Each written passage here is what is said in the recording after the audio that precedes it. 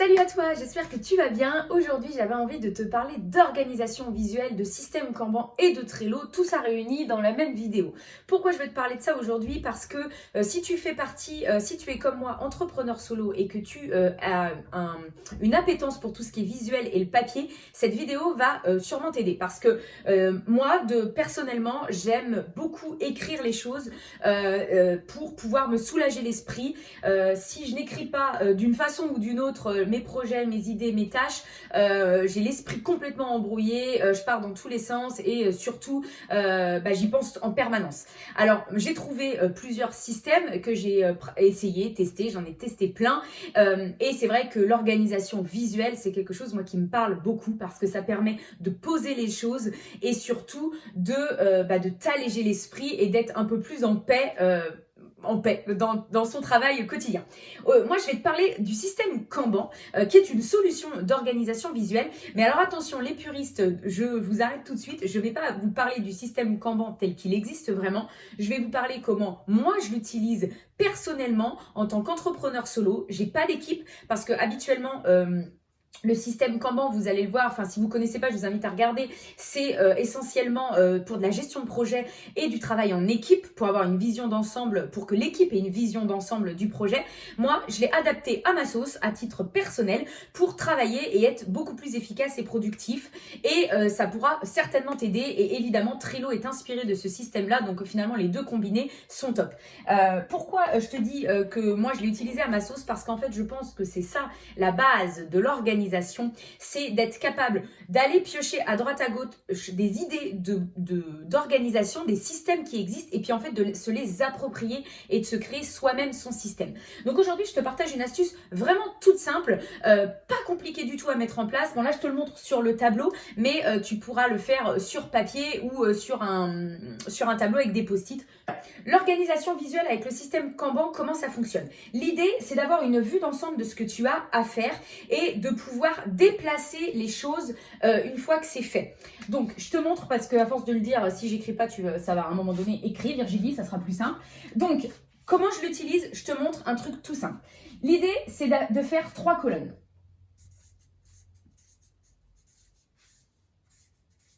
Trois colonnes pour le projet. Je me rends compte que mon crayon ne marche plus très bien. Enfin, bref, voilà. Tu as tes 3 colonnes avec à faire, en cours et fait. Ici, le principe, c'est de noter toutes les listes, toutes les actions, les tâches que tu as à faire. Alors, le truc qui est pas mal, c'est de le faire sur la semaine. C'est-à-dire que tu notes semaine du temps au temps. Et tu notes ici toutes les choses que tu as à faire. Ok?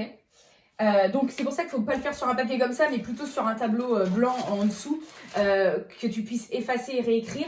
L'idéal aussi, c'est avec des post-it que tu puisses déplacer. Et tu verras qu'après, ensuite, avec Trello, en fait, tu peux le faire. C'est pour ça que Trello est inspiré de ce système-là. Moi, je te l'explique sur papier, mais c'est exactement ce que tu peux faire sur ordinateur avec l'application Trello. Là, l'idée, c'est de mettre la liste de toutes les choses que tu as à faire dans ta semaine et ensuite, arriver la veille pour le lendemain, quand tu planifies ta journée, puisque je vous rappelle quand même que c'est important de planifier sa journée, eh bien, quand tu planifies ta journée du lendemain, eh bien, tu déplaces les tâches d'une colonne à une autre. Par exemple, au début de ta semaine, tu as décidé que tu avais tout ça à faire dans ta semaine de manière générale. Et que ensuite, par exemple, aujourd'hui pour demain, ok, qu'est-ce que j'ai à faire? Du coup, demain, je vais faire ça, je vais faire ça, je vais faire ça. Et là, tu déplaces d'une colonne à une autre tes actions que tu as à faire. Et à la fin de ta journée, si tu considères que ça, c'est la journée, eh bien, tu les déplaceras dans la case fait. Alors, c'est important de les déplacer dans la case fait et pas de les jeter tout de suite, puisqu'à la fin de la semaine, tu peux constater l'efficacité et la productivité dont tu as fait preuve. Donc, c'est plutôt intéressant. Et ça permet de faire un état des lieux de où est-ce qu'on est rendu, de pouvoir faire une analyse. Donc, avec des post-it, c'est vachement pratique. Sinon, si tu n'as pas de post-it et que tu as un tableau, tu peux très bien noter et puis effacer et réécrire. Bon, c'est pas forcément l'idéal, mais ça peut très bien se faire. Et Trello fonctionne de cette façon. C'est-à-dire que à Trello, tu peux faire une colonne à faire dans la semaine. Une colonne, une fiche. Ensuite, tu fais une colonne en cours et fait, ou jour 1, jour 2, et tu déplaces les cartes d'une colonne à une autre quand tu as des choses à faire. Tu peux aussi très bien le faire sur le mois.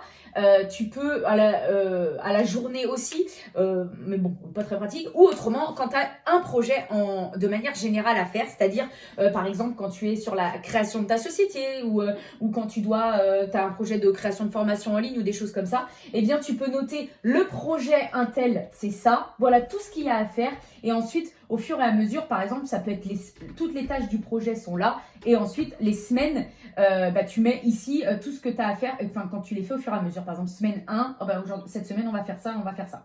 Voilà, c'est pour donner une idée à peu près de comment on peut l'utiliser. Alors, évidemment, je tiens à le rappeler.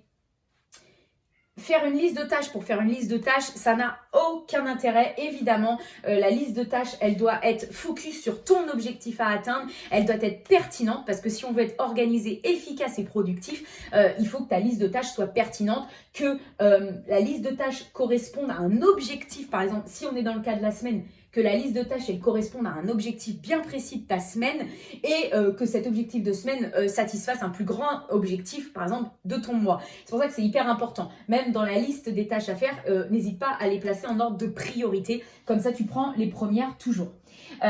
Ça, je voulais te le partager parce que ça peut vraiment te servir parce que je parle beaucoup du rétro-planning, mais certaines personnes, leur rétro-planning, visuellement, ça leur parle pas bien, alors que ça, je trouve que c'est clair et efficace. Limite, ça m'a donné envie d'en refaire un. Trello, c'est bien, c'est pratique parce que Trello, tu peux le déplacer de ton téléphone à ton ordi et du coup, les informations se perdent pas. Mais si tu as besoin d'espace, tu as besoin de voir les choses, franchement, je te conseille vraiment ça. Après, il suffit juste de savoir qu'est-ce que tu veux mettre dans les colonnes. Et en plus, après, et puis de passer à l'action, quoi. Voilà, j'espère que ça t'aura aidé. N'oublie pas de planifier en fonction de tes objectifs. Et si c'est pas très clair ce que tu as à faire, par exemple, sur la gestion d'un projet ou quoi, j'ai créé une formation en ligne qui est disponible. Je vais mettre le lien dans la bio, qui dure moins de 2 heures et qui justement te permet de remettre le focus sur tes objectifs et de savoir quelle action quotidienne tu dois faire pour pouvoir atteindre ton objectif. En attendant, je te souhaite une très bonne journée et je te dis à bientôt.